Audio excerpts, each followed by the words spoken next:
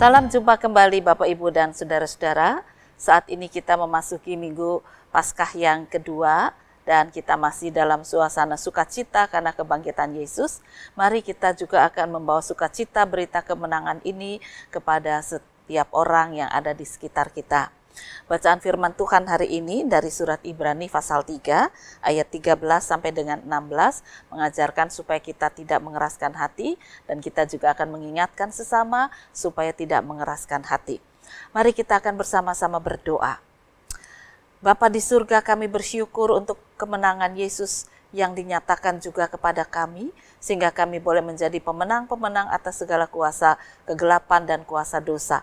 Kami dibebaskan dari belenggu kematian dan kami hidup di dalam karya kebangkitan Kristus. Biarlah karya itu nyata dan kami boleh menikmati hari lepas sehari. Berkaryalah ya Tuhan. Kami berdoa dalam nama Tuhan Yesus Kristus. Amin. Tetapi nasihatilah seorang akan yang lain setiap hari, selama masih dapat dikatakan hari ini. Supaya jangan ada di antara kamu yang menjadi tegar hatinya karena tipu daya dosa. Karena kita telah beroleh bagian di dalam Kristus. Asal saja kita teguh berpegang sampai kepada akhirnya, pada keyakinan iman kita yang semula. Tetapi apabila pernah dikatakan, pada hari ini, jika kamu mendengar suaranya, janganlah keraskan hatimu seperti dalam kegeraman. Siapakah mereka yang membangkitkan amarah Allah, sekalipun mereka mendengar suaranya? Bukankah mereka semua yang keluar dari Mesir di bawah pimpinan Musa? Bapak, Ibu, dan Saudara-saudara, kita bersama-sama merayakan Paskah kedua ini di dalam suasana hati yang dipenuhi dengan cinta kasih dan sukacita. Jangan menjadi kaku, jangan menjadi beku seperti dinding-dinding yang ada di belakang saya ini seperti gua. Ya, gua itu dilambangkan sebagai tempat yang kaku, yang keras, yang dingin, lalu tidak bisa untuk ditempati sebagai tempat yang nyaman. Ya, kalau kita pernah jalan-jalan ke gua, sekarang tuh kan banyak gua-gua dibuka, di dalamnya ternyata banyak keindahan, tapi dinding gua itu sendiri dinding yang keras dan kaku yang tidak nyaman. Ya. Nah, bagaimana dengan kehidupan kita? Apakah kita mempunyai hati yang kaku, yang keras, yang beku, yang tidak bisa dicairkan oleh kemenangan Kristus? Firman Tuhan mengingatkan, kalau hari ini kita mendengarkan firman Tuhan, janganlah kita mengeraskan hati. Tetapi mari kita bertobat, mari kita melembutkan hati di hadapan Tuhan, supaya kita mengalami pembaharuan. Sukacita yang dipulihkan, kekuatan hidup yang dibangkitkan, dan damai sejahtera yang melimpah, kita bisa menikmati kehidupan indah bersama dengan keluarga dan sesama kita. Firman Tuhan ini juga menjadi kekuatan untuk kita menatap hari esok. Karena kalau kita senantiasa bersama dengan firman Tuhan, kita tidak mengeraskan hati, kita tidak akan terjebak dalam kuasa dosa lagi. Ada banyak orang yang mendengarkan firman, tetapi tidak mencairkan hatinya untuk larut dalam firman, melainkan tetap membekukan hatinya. Jadi cuma sekedar didengar firmannya, maka dia seringkali jatuh dalam dosa. Ya, diajak korupsi ya ikut, diajak narkoba ya ikut, diajak berzina ya ikut, diajak membunuh orang ya ikut, diajak memfitnah ya ikut. Ini adalah orang-orang yang membekukan hatinya. Walaupun dia datang dalam kebaktian, ikut perjamuan, tetapi kalau hatinya beku, tidak ada gunanya. Nah, kita akan bersama-sama mencairkan segala kebekuan, kekerasan, kegelapan dosa dengan kebangkitan Kristus. Kebangkitan yang sudah memenangkan dan membawa kita hidup dalam pembaharuan karyanya. Bapak, Ibu, dan Saudara-saudara, sepasang suami istri itu punya 2 anak, laki dan perempuan. Mereka pengusaha yang sukses dan kemudian mereka punya angan-angan dengan kesuksesannya itu punya besan juga yang seimbang dengan mereka gitu ya, yang selevel, yang sekelas dengan mereka. Anak perempuannya kemudian tinggal di luar negeri dan menikah dengan orang asing di sana, orang-orang yang orang luar negeri gitu ya. Nah, kemudian besannya juga dikatakan cukup mampu sehingga orang tua ini merasa selevel, ya, merasa selevel. Lalu bagaimana dengan anak lakinya? Anak laki ini ketika masih kuliah dia jatuh cinta pada seorang perempuan, beda suku, satu agama, tetapi beda levelnya juga. Jadi anak perempuan ini ekonominya ya pas-pasan lah, jauh sekali dengan ekonomi yang laki ya. Lalu ketika dikenalkan ibunya tentu menolak. Dia mengatakan bukan karena sukunya, tapi karena tidak selevel. Gengsinya di mana? Ya, ketika nanti kami melamar, ketika kami mengadakan pesta pernikahan, bagaimana mukaku mau taruh mana kalau besanku cuma sebegitu aja. Ya. Tapi anak laki ini tetap menyayangi pacarnya dan dia berjuang untuk tetap berhasil di hadapan ibunya. Walaupun sampai ketika mereka berdua lulus dan bekerja, ibunya tetap tidak merestui. Bahkan ketika mau kebaktian di gereja yang sama saja ibunya menolak. Ya. Kalau mau kebaktian ya jangan di tempat di mana ibu itu beribadah. Akhirnya anak laki mengatakan ya tidak apa-apa, saya dengan pacar saya akan kebaktian di tempat pacar saya. Ternyata ketika anak laki itu kebaktian di tempat pacarnya, dia terkejut. Pacarnya itu seorang aktivis yang dihormati dan disayangi di tempat dia beribadah. Ada banyak kegiatan yang dilakukan dengan tulus, dengan kasih, sampai-sampai orang di sekitar situ mengenal pacarnya ini sebagai perempuan yang sangat baik, gitu ya. Bangga sekali ya anak laki ini, saya nggak salah pilih, walaupun ekonomi keluarganya bukan selevel, tapi imannya sungguh bagus dan pelayanannya sungguh bagus. Nah, dengan sedikit memaksa akhirnya pasangan ini menikah, walaupun tidak dapat restu dari sang ibu yang membekukan hati, yang mengeraskan hati. Setelah menikah mereka berpisah rumah dan si menantu perempuan ini tidak boleh datang ke rumah mertua. Ya, malu gitu ya. Jadi kalau datang ya cuma anak lakinya aja, itu pun jarang karena anak lakinya mengatakan saya harus datang dengan istri saya. Tapi ibunya berkata tidak. Jadi kalau ada perlu saja anak laki itu datang ke tempat ibunya.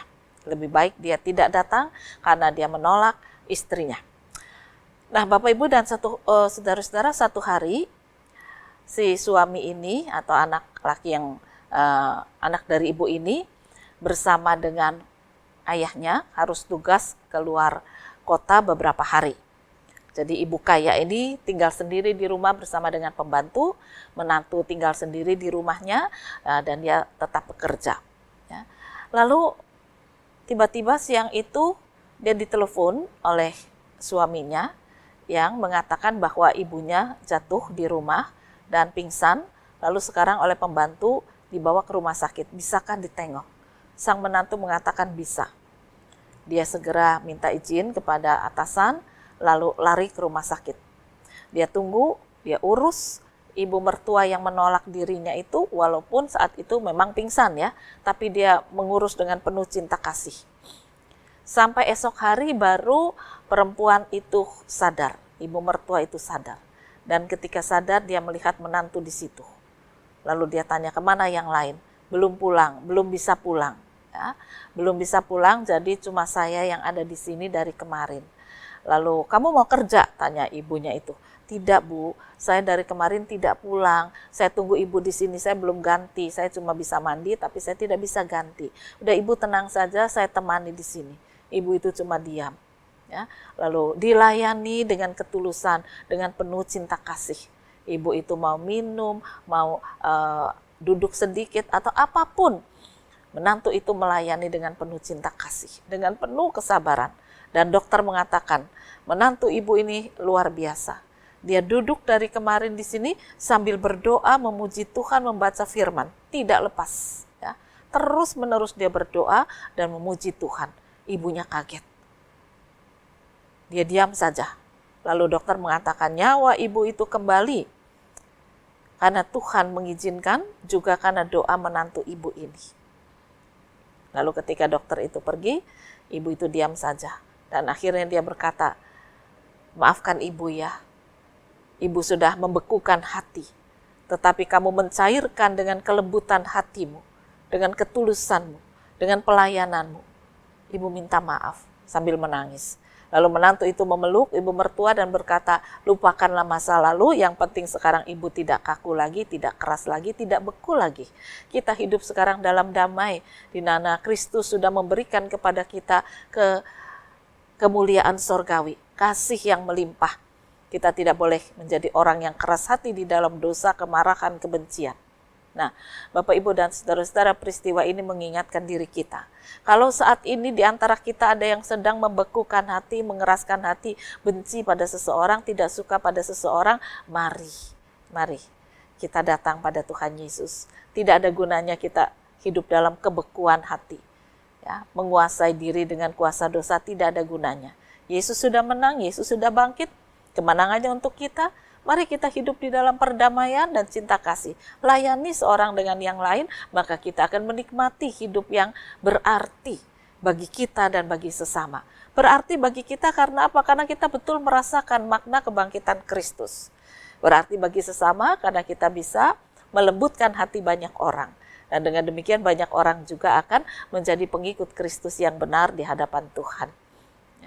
Kalau ada seseorang yang sedang mengeraskan hati kepada keluarga, kepada menantu, kepada suami, kepada istri, pada anak, pada tetangga, pada teman, mari kita cairkan di dalam karya kemenangan Kristus. Apapun ketidaksukaan kita atas mereka, kemarahan kita atas mereka, kita lupakan. Yesus juga sudah menghapus dosa kita juga tidak akan hidup lagi dalam kekakuan kuasa dosa. Ya, karena firman Tuhan mengajarkan pada hari ini kalau kamu mendengar suara Tuhan, jangan keraskan hati. Jangan seperti dinding yang kaku ini. Ya. Biarlah kita belajar untuk melembutkan hati seperti Kristus yang sudah bangkit dan menang untuk kemenangan kita juga. Jadi segala kebekuan hapuskanlah, berkaryalah bagi kemuliaan Tuhan dan terimalah kasih Tuhan yang memberikan kepada kita damai sejahtera. Selamat menikmati berkat kasih kemuliaan kemenangan Kristus. Tuhan memberkati firman-Nya. Amin. Mari kembali kita akan berdoa.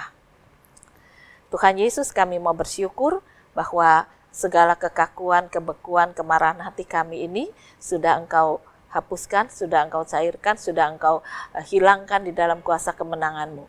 Biarlah sekarang kami hidup dalam karya kebangkitan Kristus. Dan terus-menerus kami boleh merasakan aliran kasih Tuhan yang membuat kami hidup dalam damai sejahtera yang melimpah, cinta kasih yang lembut, yang bisa mengalahkan segala kekakuan hati orang-orang di sekitar kami. Pakailah kami sebagai saksi kemenangan Kristus. Kiranya Engkau berkarya dalam hidup kami. Inilah doa kami dalam nama Tuhan Yesus Kristus. Amin.